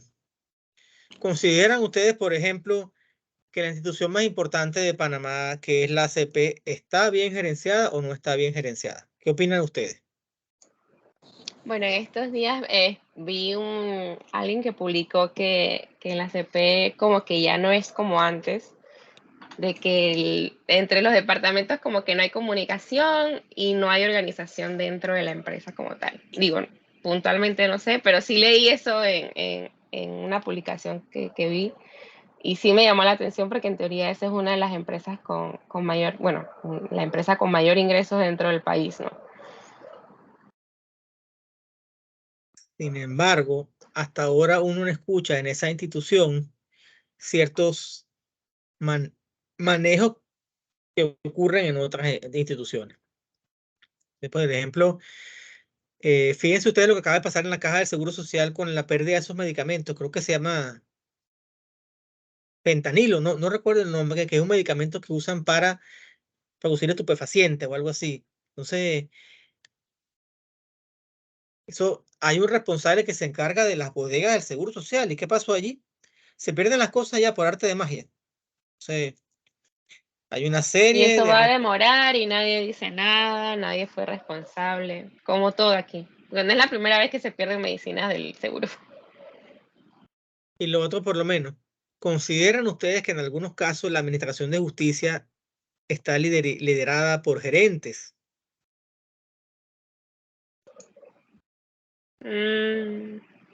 Yo pensaría que no. Es que todo lo relacionado con el gobierno aquí está un poco mal, profesor. Pero yo me pregunto algo también. ¿De dónde salen los funcionarios que trabajan en el gobierno y de dónde salen los funcionarios que trabajan en las instituciones privadas? ¿Acaso los funcionarios de muchas empresas, acaso los funcionarios de las empresas privadas en general son extraterrestres? No, son igual personas. Entonces, ¿qué es lo que pasa? Yo pensaría que como en el gobierno no hay un control como tal. En cambio, en una empresa sí, como son dirigidos en el sector privado, tienen mayor control y están enfocados en el tema de cómo generar más ganancias. En cambio, el gobierno ya se basa en los impuestos que nosotros pagamos. O sea, ellos no tienen ese tipo de preocupaciones como tal. Les comento algo que parece contradictorio. En el sector público, más bien hay más controles que en el sector privado. Porque, por ejemplo, Puede que Castillo... estén los controles, pero no los cumplen. O sea, no... Pero es más fácil entrar, disculpe profesor, pero yo pienso que es mucho más fácil entrar a trabajar en cualquier puesto del gobierno que te nombren, hasta una empresa privada que ahora te pide experiencia, tienes que saber como 5 idiomas y te van a pagar $800. ¿Saben lo que no hay muchas veces? ¿Saben lo que no hay muchas veces? Voluntad. Y les cuento un ejemplo sencillito que tengo yo aquí cerquita. Los hijos míos estudian en un colegio privado. Y resulta que un colegio público recibe más dinero al año que un colegio privado. Pero ¿qué es lo que no hay? Voluntad. Yo dejo a mis hijos a las 7 de la mañana y veo a la directora en la puerta de la escuela, supervisando la llegada de los niños, supervisando que las maestras estén a tiempo, supervisando la limpieza y todo el mundo camina derechito allí. En un plantel público, desconozco cómo será, pero uno ve las diferencias entre cómo está un colegio privado y cómo está la mayoría de los colegios públicos. Los colegios privados arrancan el 6 de marzo, llueva, trueno, relampaguee. Arrancan el 6 de marzo. Uno ve en las escuelas públicas que no hay el pupitre, que no hay salón, que no hay tal cosa, que no hay esto, que no hay lo otro. Entonces, realmente, lo que no hay es gestión en muchas instituciones públicas. No hay gerentes comprometidos con su trabajo. ¿Por qué? Porque siente que no hay quien lo vigila. Por ejemplo, en una escuela el director está vigilado. ¿Quién vigila al director en una escuela privada? Lo vigila el dueño. Lo vigila el dueño de la escuela, lo vigilan los accionistas. Y a su vez ese director es quien se encarga de fiscalizar el trabajo de todito. Igual o menos, otro ejemplo acá, en la Universidad Latina. Uno va a los baños de ahí de la Universidad Latina, uno ve que hay papel, que hay jabón, que hay agua, que están limpios y todo aquello. Compárenlo ustedes con los baños y con otros, con la infraestructura de la Universidad de Panamá. ¿Ustedes creen que la Universidad de Panamá maneja menos dinero que la Universidad Latina. O no comparemos a la Latina con la Universidad de Panamá porque son instituciones diferentes. Vamos a comparar a la Tecnológica y a la Universidad de Panamá. Son dos instituciones públicas las dos. ¿Y cuál está mejor a nivel de infraestructura y otros indicadores? ¿La Latina o la Universidad de Panamá? Digo, perdón, la Tecnológica o la Universidad de Panamá. La UTP. ¿Y por qué? ¿Qué tiene la UTP que no tenga la Universidad de Panamá? ¿Acaso los profesores de la UTP y la gente son extraterrestres? No son extraterrestres. Lo que pasa es que se han tomado el trabajo con mayor seriedad y no han politizado la universidad o como si se ha politizado la Universidad de Panamá. Y en hablar de la Universidad de Chiriquí. ¿Ustedes han visto la noticia de la Universidad de Chiriquí, las cosas que han pasado ya en la Universidad de Chiriquí? Sí, con la rectora, que no hay manera de sacarla. Miren, yo les voy a decir una cosa. A mí que me encanta el sector universitario y que tengo, desde la época que era estudiante, yo estoy ligado a la docencia. Entonces, a mí algún día me gustaría ser rector de una universidad, pero tener mi periodo, hacer las cosas y después retirarme tranquilo. Y si se diera el caso de que tuviera que estar 8 años, como ha estado algunos rectores en el poder, es para hacer las cosas bien, pero no para que estén diciendo que yo soy esto, que yo soy la otra, que estoy haciendo negocio. No, señor, esa no es la idea. Esa no es la idea. Si uno está en una posición de ese tipo, es para construir un legado, para trabajar y entender que esos son cargos de servicio público. Esos no son cargos ni para lucrarse, ni para beneficiarse, ni para nada. Que estrictamente mucha gente que ocupa posiciones es para su propio beneficio y no en pensar en el desarrollo de las instituciones y no en pensar que las universidades crezcan más, no en pensar que las universidades se proyecten. Eso es lo que uno debe aspirar cuando uno está dirigiendo una institución. Eso es el deber ser de un gerente, el deber ser, que no se cumple muchas veces. Lamentablemente no se cumple muchas veces. Solamente se los comento como una reflexión. Y ojalá que esa reflexión llegara también a las personas que aspiran a las posiciones públicas de la nación, a los que aspiran a los cargos de alcalde, de presidente, de gobernadores, de todos esos cargos de elección popular, que entiendan que van allá es para servir a la nación, no para que nosotros seamos sus servidores.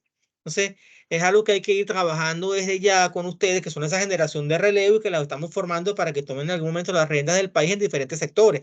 Habrá quienes serán empresarios, habrá quienes serán gerentes de empresas, habrá quienes serán emprendedores, habrá quienes les gustará la política, pero entiendan que tenemos un compromiso grande, porque si no tomamos esos cambios, si no vemos hacia el futuro desde un punto de vista estratégico, vemos cuál es la visión que tienen ustedes para su país de aquí a unos 30 años, que sea un país desarrollado, que sea un país como los de África o que sea ¿qué es lo que ustedes quieren para su país? ¿Qué quisieran ustedes que fuera Panamá en 20 o 30 años más? ¿Dónde quisieran ustedes que tuviera Panamá? Eso hay que preguntárselo y tratar cada quien poner su granito de arena para cumplir esas visiones o esa visión que se tiene de país. ¿Preguntas, dudas, inquietudes o comentarios?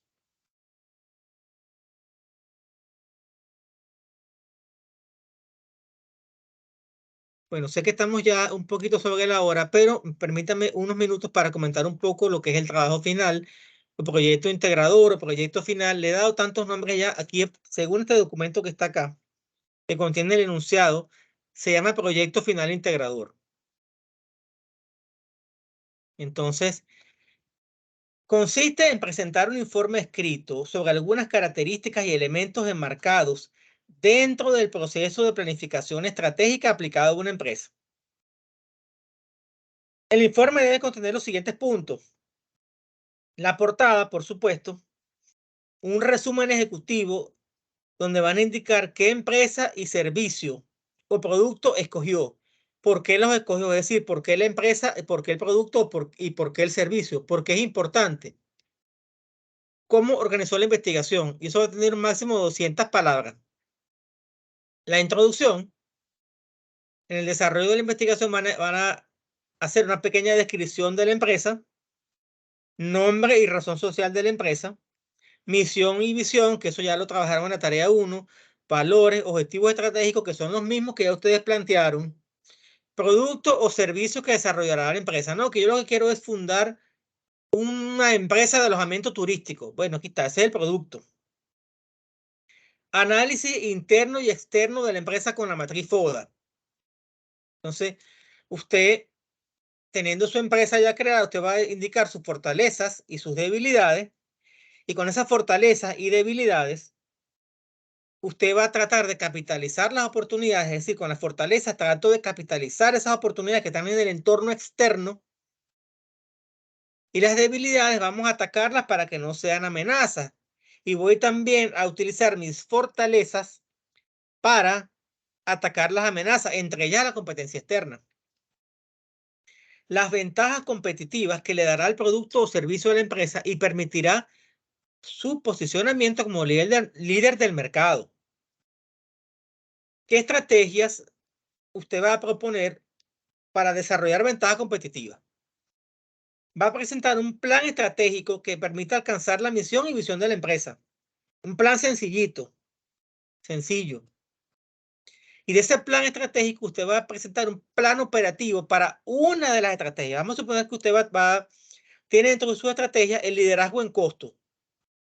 Entonces, dentro de ese, si usted quiere alcanzar el liderazgo en costos, usted va a explicar cuáles son las acciones que va a emprender para alcanzar el liderazgo en costos.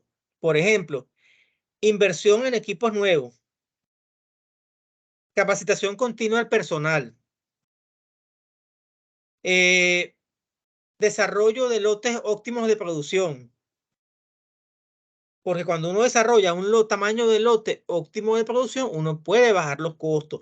Eso implica que va a haber una reducción de los costos fijos. Y eso es muy importante. Mientras mayor sea la producción, usted diluye los costos fijos. ¿Saben lo que son los costos fijos, por cierto? Bueno, han visto contabilidad. Entiendo que saben lo que son los costos fijos. Los costos fijos son los costos que no dependen del volumen de producción. Eso incluye, por ejemplo, alquileres, incluye ciertos salarios, incluye algunos impuestos, varios elementos. Crédito. Usted pide un crédito al banco. Usted venda o no venda, usted lo tiene que pagar. Eso se considera que es un costo fijo. Seguimos por acá entonces. Ideas conclusivas y por último, muy importante que las referencias sean colocadas en formato APA. El informe tendrá un máximo de 15 cuartillas, es decir, 15 páginas, excluyendo portada y referencia, máximo. Si son 12 y cumplen con todo lo que se pidió, son 12. Si son 14, perfecto. Si son 11, perfecto, no hay problema. Siempre y cuando den respuesta a todo lo que está acá, todo lo que se exige dentro de la parte de desarrollo del trabajo. Aquí está el tipo de letra, Times New Roman 12, interlineado 1.5 líneas. Aquí están los márgenes.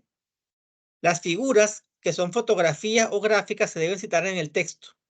Entonces, por ejemplo, aquí está un ejemplo de cómo se cita una figura según las normas APA. Se coloca el título alineado a la izquierda en negrilla, la figura se coloca centrada y bajo la figura se coloca... ¿Qué pasó? Micrófonos abiertos por allí. Entonces, tenemos un ejemplo de una figura, cómo se cita una figura, y aquí está un ejemplo de cómo es una citación según las normas APA séptima edición. La presentación en Pechacucha, porque hay una parte que es el informe escrito y otra parte que es un video en Pechacucha. Sí, siguiendo la metodología Pechacucha, 20 láminas con una duración de 20 segundos cada uno. Aquí están las indicaciones. Utilizar los colores institucionales de la Universidad Latina de Panamá y su logo. Como eso de ponerse de acuerdo para grabar el video puede ser complicado, pueden designar solamente una persona encargada de elaborar ese video. Y aquí están los criterios de evaluación. Y bueno, la fecha de entrega todavía no. Creo que esto es para la...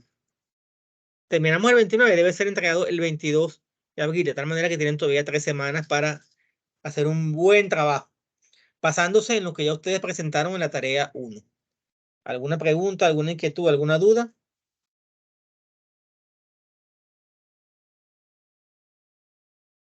Sí. Profesor, buenas noches. ¿El trabajo también va a ser expuesto en presentación o solo en escrito? Presentan el informe escrito y como un resumen, o sea, la sustentación va a ser con el video ustedes van a grabar según la metodología Pechacucha. Es decir, la sustentación del trabajo es con una presentación de 20 diapositivas, van a hacer su video y cada diapositiva debe destinar 20 segundos. Entonces, más o menos lo máximo que debe durar ese video son 7 minutos. Y ese video debe ser suficientemente claro y concreto para que viendo el video se pueda entender lo que ustedes han elaborado en el informe. ¿Alguna otra pregunta? ¿Está respondida tu pregunta, Karina? ¿Sí o no? Sí, profesor, gracias. A la orden. También tenemos pendiente, hay una tarea por acá, la tarea número 2. Vamos a ver cuál es la fecha que es un cuestionario. Ese cuestionario está previsto, déjenme buscarlo acá.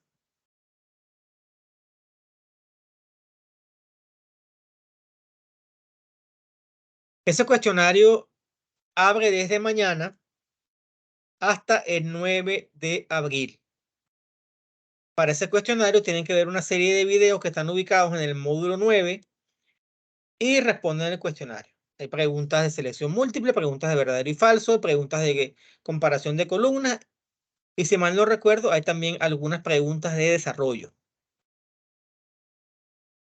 Vamos a validar que la tarea esté visible para todos. Si es que está visible para todos. Y bueno, pueden comenzar a responder esa tarea a partir del día de mañana. Y entonces también nos toca hacer un examen, que hay un examen previsto dentro del plan de evaluación. Entonces vamos a fijar el examen para... Podemos fijar el examen para el 14 o 15 de abril. Si lo fijamos para el 14 de abril, que es el día que tenemos nuestro horario de clase, lo voy a dejar abierto desde las 6 de la tarde hasta la medianoche para que ustedes resuelvan su examen.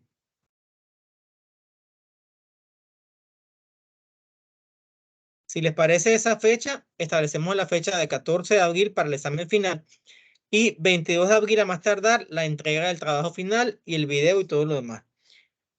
Cumpliendo con todas esas fechas establecidas, tienen las notas el 29 de abril. Listo. ¿Alguna pregunta, alguna inquietud, alguna duda? Profe, una pregunta. ¿Habría manera de que el parcial... Lo que pasa es que tengo un viaje y no voy a estar ese viernes. Si me lo podría habilitar antes. ¿Cuándo se va de viaje? El viernes en la mañana. ¿Y cuándo regresa? El 18 de la noche. Bueno, también lo podemos posponer. Así tienen más tiempo de estudiar, pero asumo que la última semana de abril van a estar bastante atareados. Sí, digo, yo decía era por algo puntual. Me imagino que si nadie dijo nada, todo el mundo está de acuerdo con esa fecha. Sí, entiendo. O si quiere, le mando un correo y ahí me confirma cómo lo podemos manejar. ¿Podría repetir la fecha? Bueno, hasta ahora la propuesta mía. Número 1, la tarea. La tarea a partir de mañana hasta el 9 de abril. La tarea que es un cuestionario. He propuesto que el parcial sea el 14 de abril y que la entrega del trabajo final sea el 22 de abril. Tengo que habilitar los enlaces para tal fin. ¿Sí? La tarea ya está fijada. El examen 14 de abril. Lo puedo poner cualquier otro día. La entrega del trabajo final sí para el 22 porque son 8 trabajos que debo leer con calma, debo corregir con calma, tengo que ver todos los videos. O sea, ahí sí no puedo. Pero el parcial sí puedo dar cierta holgura para hacerlo, inclusive la última semana de abril.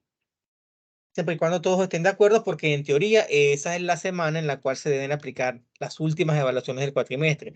Sin embargo, entendiendo que ustedes ven varias asignaturas y entendiendo que seguramente esa semana van a estar con exámenes en las otras actividades, preferiría adelantarlo para facilitarle un poco las cosas a ustedes. Ustedes me dirán entonces.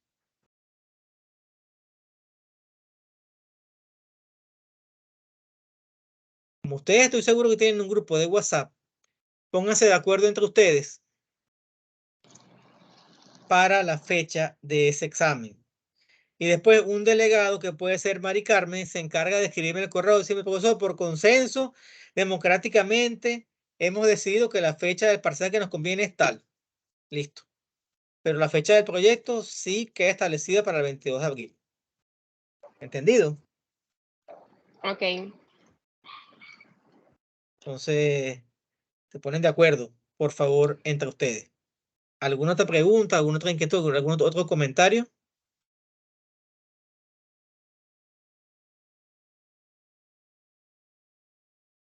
Ninguno. Entonces, siendo así, damos por concluida esta sesión del día de hoy.